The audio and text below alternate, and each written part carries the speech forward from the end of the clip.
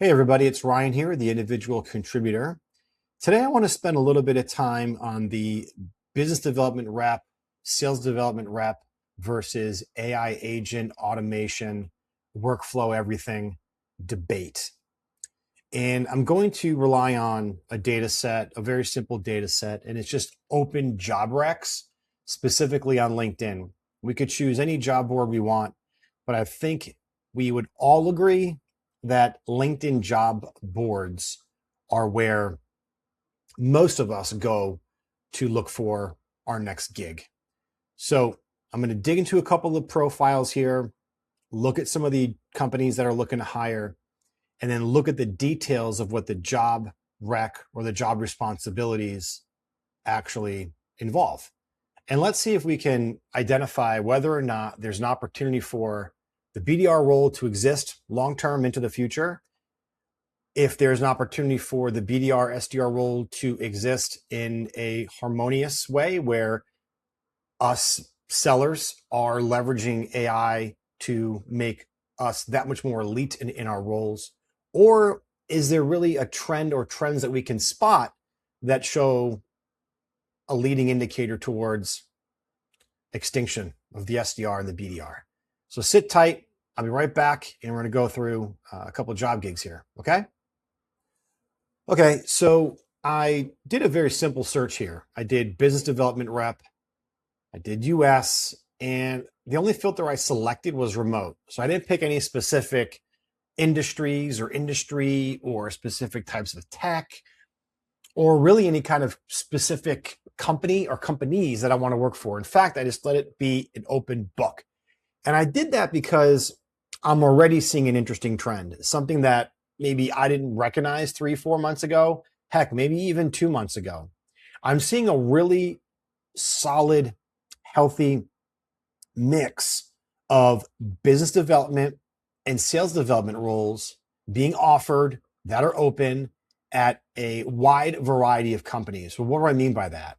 I mean, you have your standard SaaS and tech companies, but then I also start to notice that there are landscaping companies in here.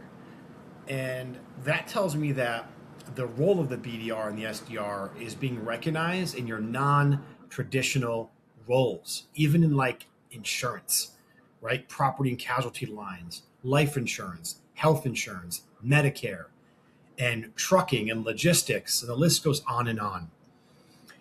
If you recall, I put a post out or a short on my channel specifically talking about the SaaS apocalypse. And everyone is so fixated right now on, is the SaaS apocalypse actually folks leaving HubSpot to go vibe code their own CRM? Maybe. But the real SaaS apocalypse, the real migration, if you will, I think, and what I'm seeing are the account executives and the BDRs that are leaving traditional SaaS and going over to non-traditional industries to do the exact same role. And that is sell, hunt, prospect, run demos, close deals. So run the SaaS process, the SaaS playbook, in an environment where it hasn't been done before, or maybe it was tried, but there wasn't much success. Let's go look at a role though while we're here. Okay, I'm going to pick just BDR team Hinge Health. Now this is for a team lead role. The commercial ops enablement leader is looking to hire that person. We're looking for a BDR to join our team in commercial ops.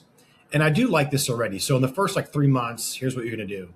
In your next 6, and then as you progress through the year, here's what you can expect to do. But who you are, right? Like, who am I? What profile are they looking for? A player coach. Great. Highly organized.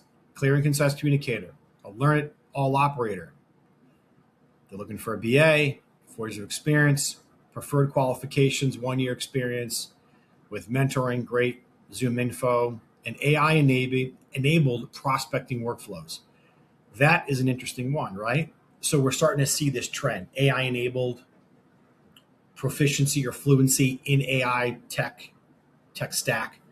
Are we using AI only for research as an AI assistant, Or have we learned how to take AI and use it for so much more? Pre-call research, prep docs, executive summaries, developing a POV, setting up a 3 to 4 slide deck for our discovery call or next call demo. Are we using AI to build proof of concept frameworks? Things that could really speed up, but also add a lot of accuracy and granularity around the business case, what we're trying to sell.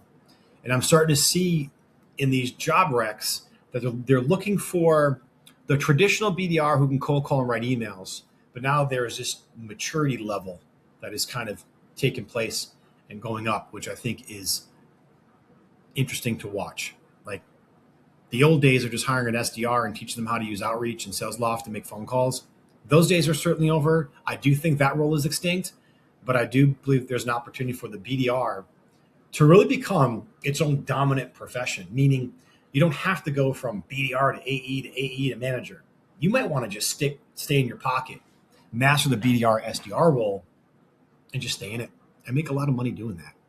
There's no reason why you can't make 180,000 to 250K a year as a BDR. But compensation range is a bit light. I'm not surprised. Anytime I see health in the name of a company, or it's a health tech or a health offering, that tells me that the ACV may not be as high as traditional SaaS. Therefore, the lower ACVs are going to do what? They're going to offer lower comp just because the ticket prices aren't as large. Let's go find another. Okay, so NerdWallet, right? FinTech. What are they looking for? Accelerate SMB lending growth, new partner onboarding, 4 to 5 years experience, exceptional analytical skills. You can definitely lean on AI for that. Look at this. High level of proficiency with data tools like Excel, BI platforms, SQL. Comfort translating complex data into actionable insights for both technical and non-technical audiences. AI can be leveraged for that. So if I was in this job interview, I would hone in on that. Bullet point number 4 right there for experience. Yeah, I have that experience in a traditional sense. I've been doing it manually for so long, but I know how to leverage AI to make that part of my job that much easier. They want an MBA. So this is like that next level, right, of complexity. MBA, familiarity with the CRM and partner reporting, Salesforce, Jira, Mode, SQL. It's a serious SDR job. I wonder if the pay matches the requirements. Let's see if they say anything about it. Man, 4% company match on the 401k. That's nice. All right, so nothing about comp, but this is a pretty good job. I mean, a BDA or business development associate, you get a lot. Cell phone stipend, Wi-Fi stipend for remote workers, home equipment, and you're working for a well-known established household marquee logo and name. Let's try another one. I don't want to do BioRender. Let's go to page 2 and see what we get.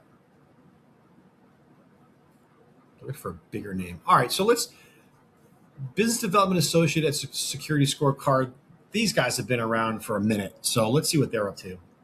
Remote gig, 60 to 70K. Not too bad, but let's see what the role is. It's a pre-sales role. Okay. So the BDT team, our business development team, is the first point of contact for many of our future customers. Okay. So as a BDA, you will focus on setting up introductions with our ideal customers and qualifying their needs. Okay.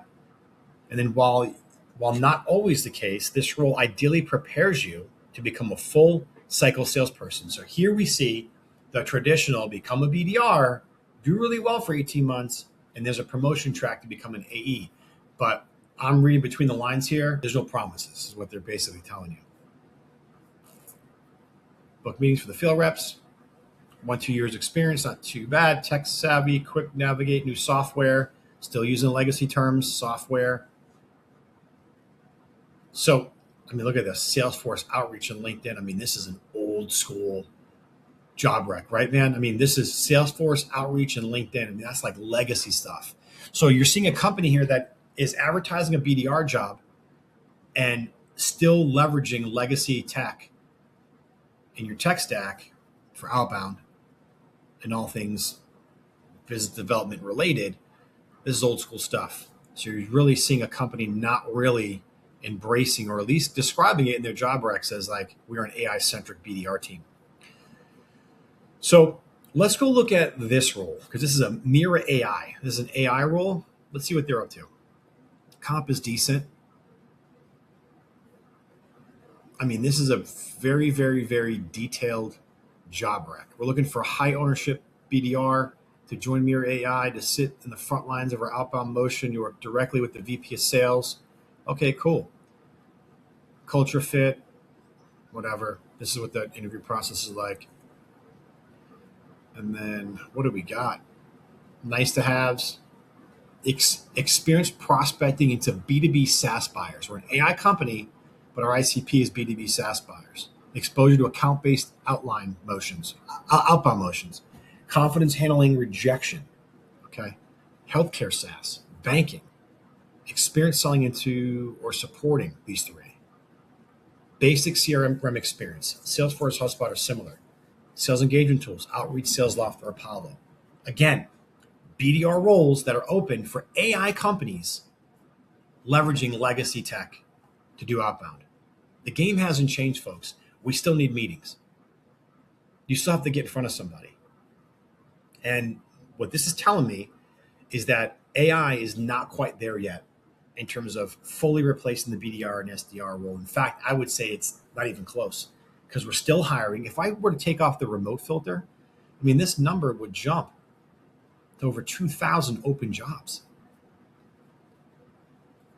all over the country. And now you're into like tree services, landscaping, logistics, auto repair, P&C, like InsurTech SaaS. I mean, this is nuts. So as sellers, continue to use all of the AI products that are coming out to help us do our jobs better. But it looks like for right now, and at least until I'm going to say conservatively 6 to 12 months, I don't see BDRs and SDRs being replaced by AI agents, AI bots, or any technology like that. So that's my feedback and my thoughts for today. If you liked what I'm talking about, give it a thumbs up. If you didn't, give it a thumbs down. If you have anything you want to comment about or get the conversation going, please hit the comments below. And look, I'll be honest, I'm trying to monetize my channel, and I'm far, far away. I need 500 subscribers. I'm about 246 away, which is pretty far. So if you're kind enough to subscribe, if you want to hang out with the individual contributor and me, Ryan, go ahead and click that subscription button. Thanks a lot. Until next time, good luck selling.